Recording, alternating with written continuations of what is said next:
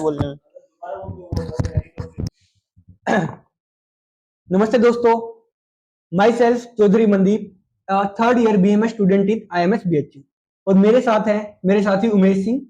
और आज हम जानेंगे बीएचयू आयुर्वेदा को लेकर, क्योंकि मेरे चैनल पर बहुत सारी क्वेरीज आ रखी थी बच्चों की नीट 2025 के बाद बीएचयू के कट ऑफ और काउंसलिंग को लेकर। तो आज उन सभी क्वेरीज को हमारे बिजी शेड्यूल, क्योंकि हमारी 8 से 5 क्लासेज होती है, फिर भी हमने सोचा, क्योंकि हमने देखा है, हमने खुद भी काउंसलिंग में पार्टिसिपेट किया है कि कई बच्चे सिर्फ काउंसलिंग की वजह से उनका सिलेक्शन रह जाता है।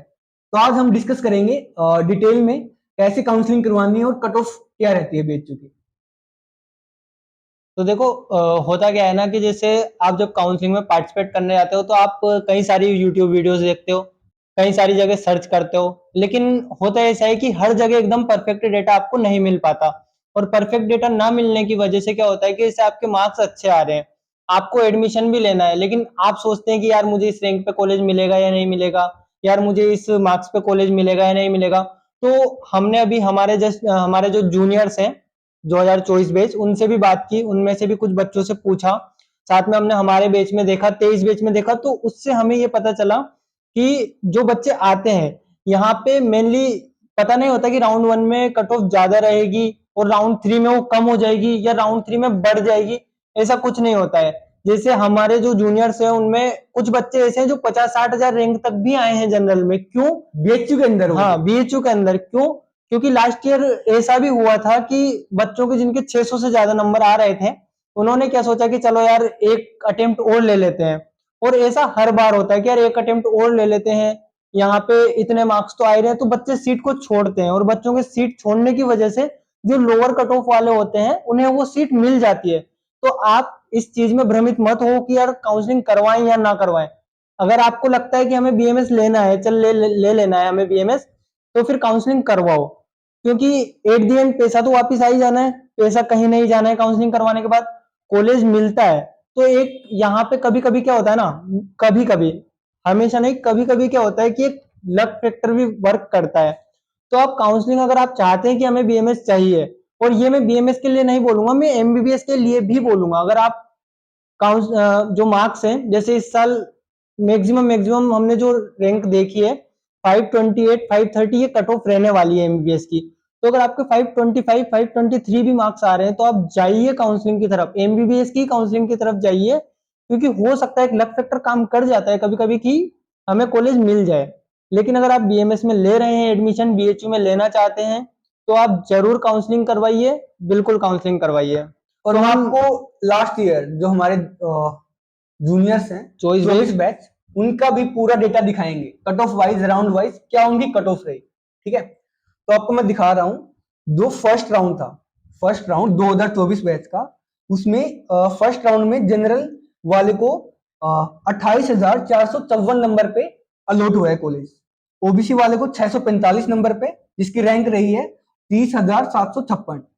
और ईडब्ल्यूएस वाले को 645 पे, जो कि सेम है ओबीसी की तरह, उसकी रैंक रही है 30,805।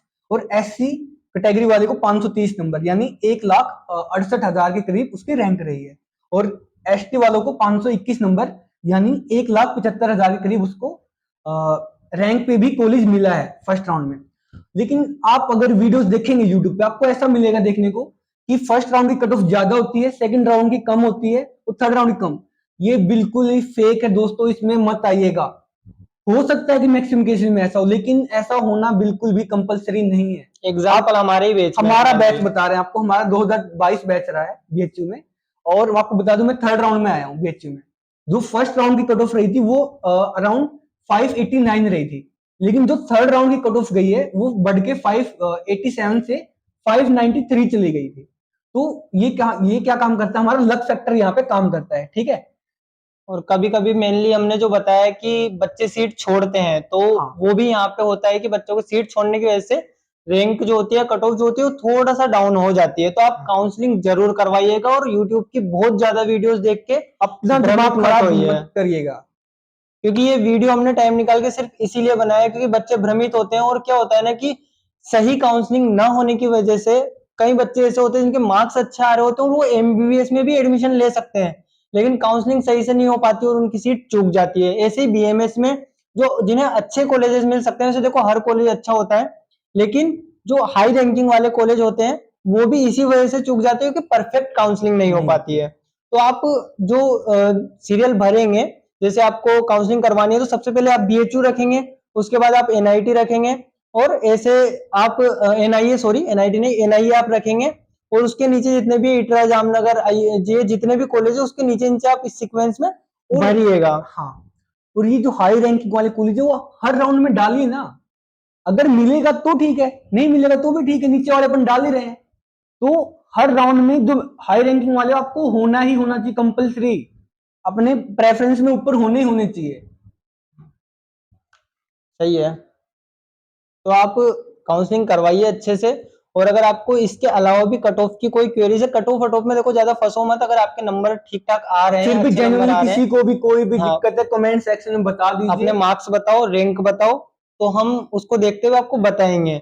लेकिन आप ज्यादा वीडियोस देख के इधर उधर भ्रमित मत हो, मेनली आप अपनी काउंसलिंग करवाओ। अगर आपके आसपास नंबर है तो कॉलेज मिलता है, कॉलेज में जाओ, नहीं मिलता है तो फिर वो बात की बात है कि क्या करना है, अल्टीमेटली करनी तैयारी है वापस से।